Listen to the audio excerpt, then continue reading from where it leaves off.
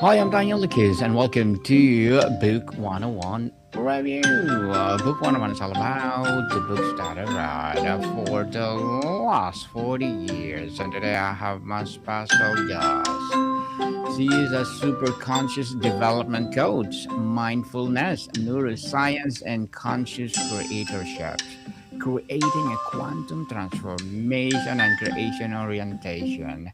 No other than Dr. Rachel Vogt. Welcome, Hello. welcome, Hello. It's so welcome, nice to be welcome. here.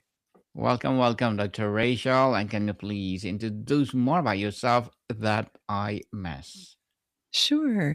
It's wonderful to be here with you and your viewers and listeners. I'm a mindfulness researcher and trauma resolution specialist.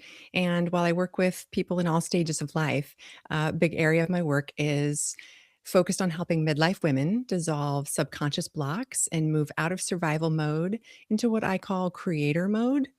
And I use neuroscience techniques, mindfulness, and superconscious change work. And at its heart, I like to think that I'm helping people rewrite their stories because when we're healing at this level, it's really all about changing the story that your body's been living or the story that maybe you've been stuck in. Yes, and thank you so much for sharing your knowledge and wisdom to the world. Miss Rachel, Dr. Rachel, thank you. And today let's talk about the emotional architectures of midlife, why old patterns resurface, and how awareness creates new possibilities. Let's Mhm. start with your central metaphor, emotional architectures of midlife. What does the framework reveal about midlife experience that the other models miss? How are emotional Mhm. blueprints laid down, and why do they demand renovation now? Yeah. Yeah, I think that's a really important aspect of discernment is that the stage of life in the midlife area, which really, broadly speaking, can kind of hit people developmentally in different points. It could be anywhere from 35 to 45 to 55, depending on the kinds of experience someone is having or the patterns that might be repeating in their life. But definitely, um, when we're moving into those phases, especially for women, that I observe when they are dealing with the squeeze of assisting with still their children or the younger part of their life if they're an aunt or have an experience where they're mothering or nurturing in some way, and then on the other end the aging parents. And so we get into this time frame where often there's a lot of time demands and there can be a period of exhaustion. There's only so much that a person can do caring for others, and that's why I think the statistics show that women are much more likely to experience autoimmune conditions or inflammatory conditions. So it's that period, I think, where there's a lot of stress, and then there's a few options. There's pushing through, which often doesn't end well, or there's reevaluating and making choices. And I think the interesting thing is when we get into this period of life, from the transpersonal psychology perspective, as we enter, especially the 50s, there's a more generative capacity, and it's really a part of the aging where we no longer feel like we're needing to climb the mountains. We're more shifted toward thinking about the legacy that we're going to leave. And as our values shift in that midlife experience, we begin to make different choices. And instead of pushing through because we're not focused on the next peak and climbing the next mountain, and we still might be through our efforts actually doing those things, creating um, and manifesting and climbing mountains, so to speak. But it's more about this experience of how we wish to leave the world. And it's not that we're thinking necessarily every day about our mortality, but it is an interesting shift of perception. We stop caring so much about what everybody thinks. We're more comfortable in our skin. We've lived enough and had enough experiences that it's more about really being truthful and honest about our choices and our values and not having the rest of the world be so loud in how it's influencing us. And I think those things that play into that midlife architecture kind of really demand that we get very clear in what it is we want, how it is we wish to show up. And if we can do that, and when we do that, that's when we face the old patterns and we have a choice then. Do we continue on with those old stories and old beliefs, often limiting us? Or do we say, I don't wish to live in the small spaces or boxes that I've created from some of the experiences I've had, and I want to find a way to shift and move into what I call creator mode, which is where we're no longer playing the story, and we're shifting out of that experience of life.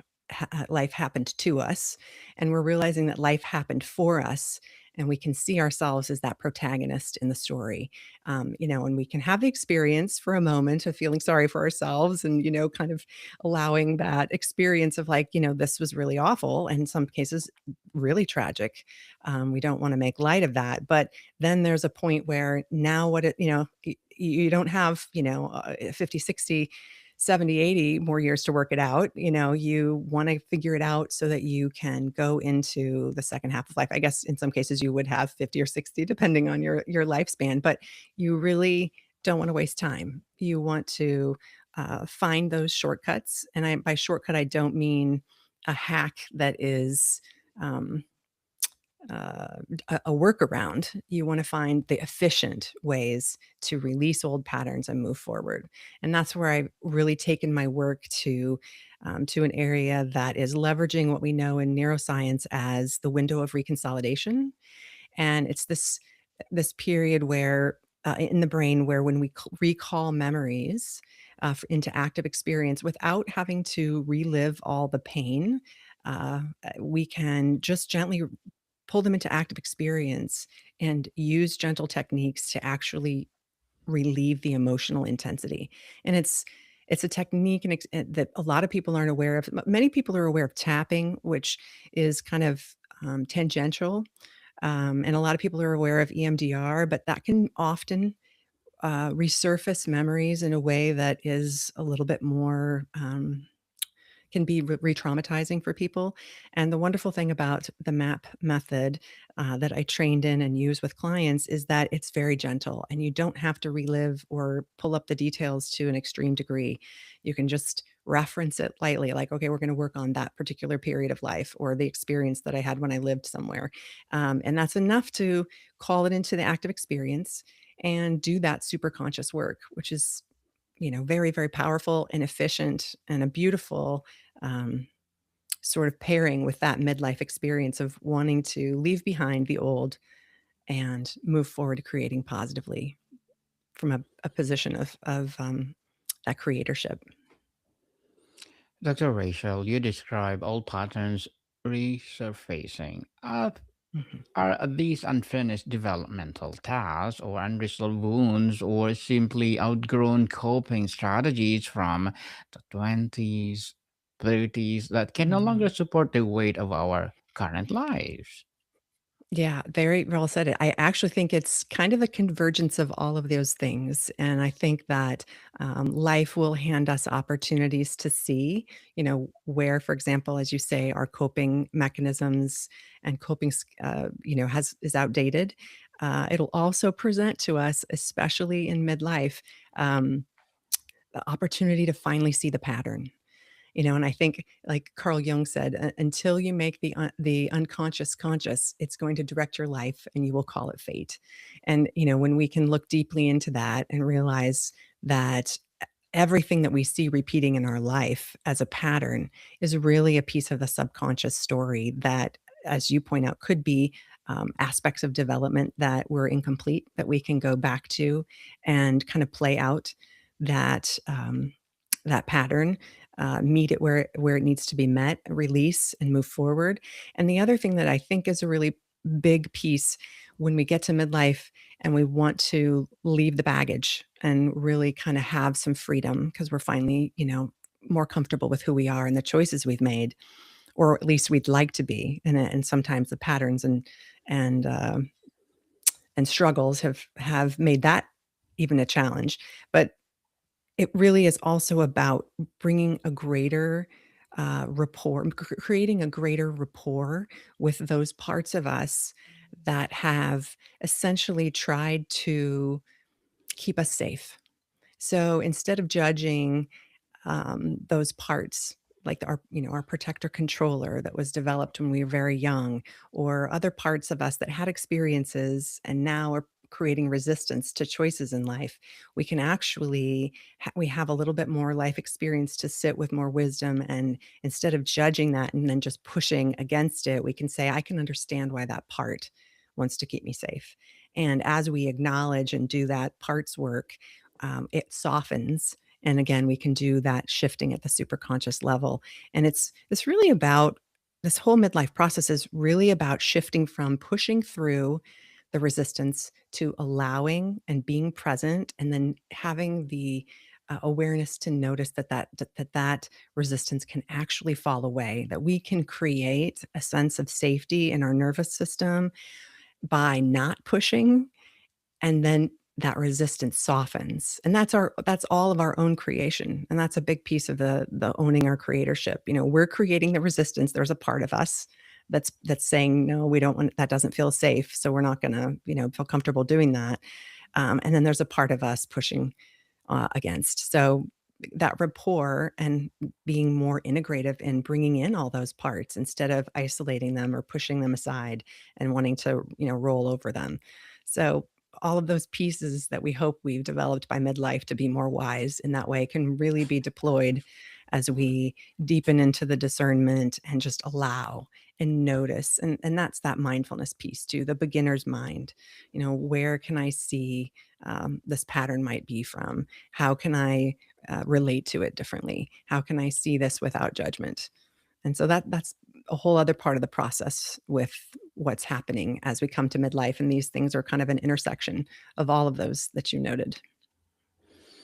Why midlife? What is about specific stage, biologically or neurologically, socially, that acts as a pressure test on our emotional foundations, causing cracks to appear? Mhm. Dr. Rachel. Well, I think it shows up differently for everyone, but I do feel like that transpersonal and humanistic holding of those different ages where we move into that more generative phase, it's kind of built into the human experience. And again, everyone's going to have a slightly different experience based on how their life has unfolded, but it's no longer that struggle and fight to be in an identity and demand that the world see you a certain way. It's more like suddenly, some people, in a dramatic way might describe it as an ego dissolution process on some level, but it's less about needing the world to view you in a certain way and more about coming into an awareness of more of your essence and your truth. And that's how you suddenly shift and orient to the world differently. And I think when we don't do that, when we're coming into midlife and we haven't worked these things through, that's when the anxiety and the autoimmune disorders and the stress and a lot of the diseases that can be an offshoot of chronic stress can really start to take hold and get, kind of be the train that goes off the tracks. So the more that we can invite ourselves into mindful awareness and really mitigate the effects of stress and do the deeper work. Notice where the baggage is, notice where the patterns are, and find the best ways to work through it. And it might be different for everyone. But I think that, you know, my approach has been like, let's do it gently, let's do it quickly, let's do it effectively, and let's do it in a way that allows that shift to happen and things to open up and for people to step into that creatorship of making the choices from there instead of feeling like life is throwing them, to and fro. Hmm. Very well said. Mr. Rachel, Dr. Rachel, what are some of the most common old patterns that resurface with a vengeance in midlife? Or people Mm. pleasing, or perfectionism, workaholism, or defensive independence, seeking for external validation? Mhm, mhm. Yeah, I think some of the biggest ones, especially for, what I observe in one of the populations I work with, high achieving women, definitely the people pleasing. Hmm. Um, and I think also anytime there's a pattern that has repeated extensively in our life, it feels like, in my observation, my own life and in other people's lives, that it seems to amplify, to really put it in front of us. There's cycles that maybe are even beyond, any particular model in explaining, but that it seems to happen where those things will continue to repeat until we are um, able to look at them. And so I do think that those relationship patterns will repeat, and they will kind of become even more in our face until we can really acknowledge, where we maybe didn't have boundaries. I do think, there's also, a piece of this, especially with women. With men, it's a little bit different. Their hormone profile changes a little bit more slowly as you come into middle age and older age. But there's a major shift for women entering midlife with the menopause shift and the hormonal shift. And it does have a huge impact on your self perception and your perception of the world. As those hormones shift, um, and the estrogen declines, the estrogen is behind a lot of the nurturing and the caring so much about what other people think and the worrying about, and so if someone hasn't been boundaried and they've constantly been people pleasing, and then suddenly they're going through a lot of biochemical and hormonal shifts of that nature, we see women kind of finally putting a line in the sand and saying, "Wait a minute," and finally being able to say, "This I need space for me, and I need to do these things for myself." And so that's another piece of that puzzle, that's a little bit different depending, on an individual's hormone profile, but that plays a role in our neurochemistry and therefore our perceptions and our developmental process as well. Dr. Rachel, what would be your short term and long term goals as a coach? Hmm. I think short term, I've really been wanting to understand the needs even more deeply and provide us a community, a community space, um, to, again, um, specifically for midlife women to be able to cultivate that sense of creatorship.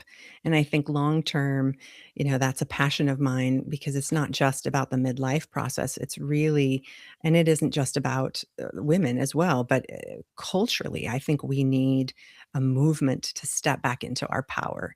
I think that there are so many ways that we are kind of on our back foot every day. We're constantly bombarded by videos and information and advertisements that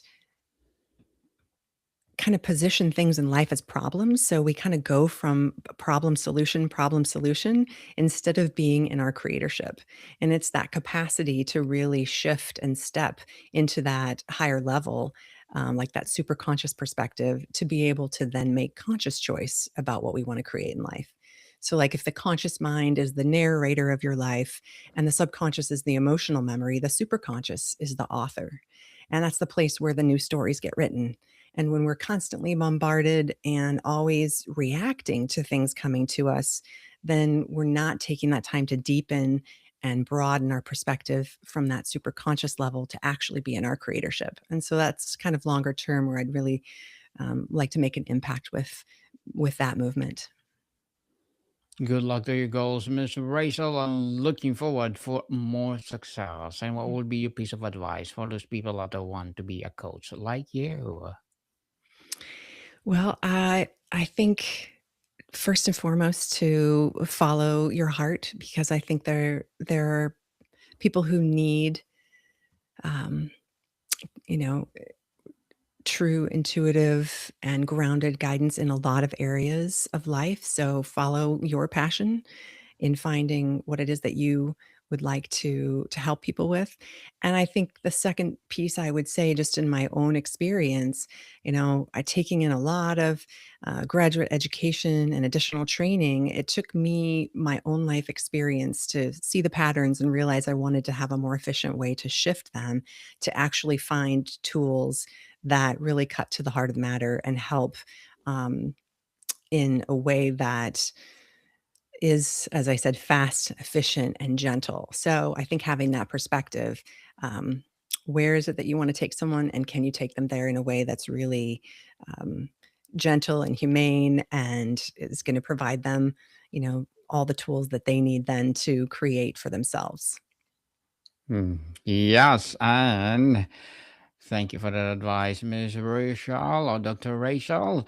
And can you please recommend a book of books that influenced your journey? Yeah, absolutely. I think one of the first ones was John Kabat-Zinn's Full Catastrophe Living. Actually, got that book when I was in college. I actually had to go to a chronic pain management clinic in Boulder, Colorado. I had been in a car accident. A car had come across the double yellow line while I was driving, and definitely took a big shock to my spine. And I learned at that age about this concept of presence. And it really taught me that idea that actually just getting present is a medicine in its own. And it was really powerful. And even though I was an undergraduate and I was studying English and I wasn't on the path of psychology at the time, um, it planted a seed. And, over a decade later, found myself studying psychology and eventually working with other patients who were in the chronic pain management type setting in California, and had that perspective of having been in their seat, and was able to bring that awareness from that book and that knowledge that just getting present can actually help decrease and lower pain, and be a medicine in its own. So that was a really powerful one. And then, getting into my career and working um, with the concept of brain plasticity, I would say that The Brain That Changes Itself by Norman Doidge was just a really powerful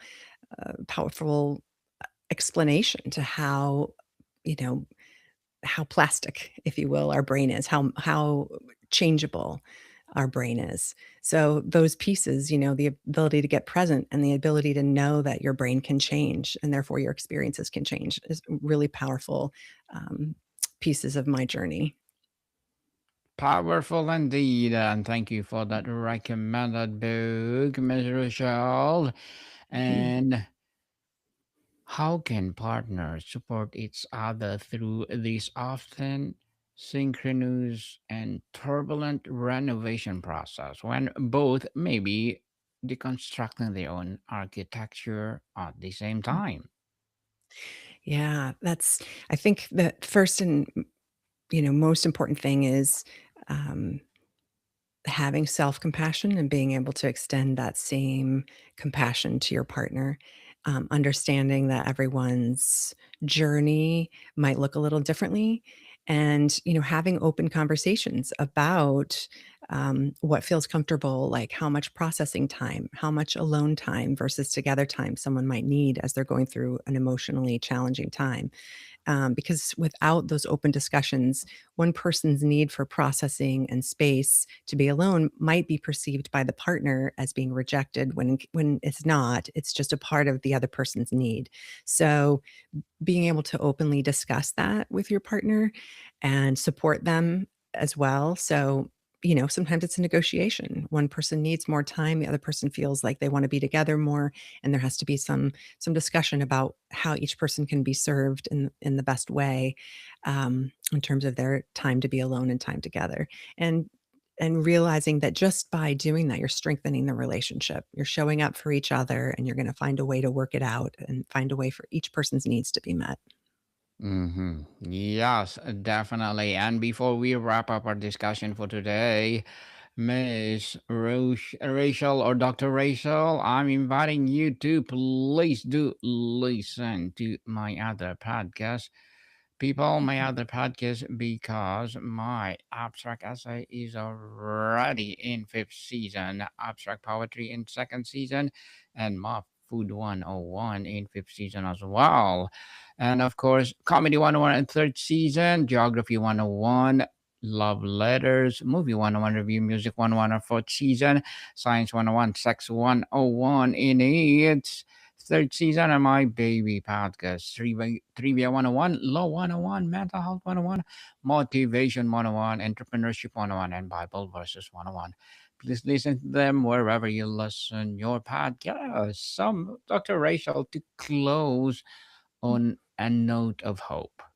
What is the greatest gift of freedom that becomes possible when we consciously engage with renovating our emotional architecture in midlife? What awaits on Mhm. the other side of this challenging, necessary work? Mhm. Yeah, I think that when we can face those patterns and step out of the problem solution orientation, that's that kind of that survival mode, and shift into creator mode, we're able to actually feel the spaciousness of what we can do and how we can choose to move forward. And when we are stuck with old beliefs and old patterns, we're almost unknowingly and unconsciously, choosing to live in a smaller space. And as those old systems fall away, um, Mhm. our sights broaden and we can feel that space open up into what we want to create in the next chapter of our life. The next chapter of our lives. Oh, Dr. Rachel, thank you so much for your time. And can you please Absolutely. invite our listeners to support your advocacy, your coaching, or whatever projects that you're doing right now? Yes, absolutely. It's been a pleasure. And if people would like more information, they can go to my website, drrochellevogt.com. And also, if you go to that site and then /gift, you can download some conscious breathing exercises that can allow you to kind of drop in, find that mindful space, and allow yourself to really shift into that more creator perspective. Yes, people, let's support Dr. Rachel Vogt because if you support her, for sure, more and more empowering coaching will rise. So, Mm. Dr. Rachel, thank you so much for your time. Thank you. Take care. Modicon people, see you soon.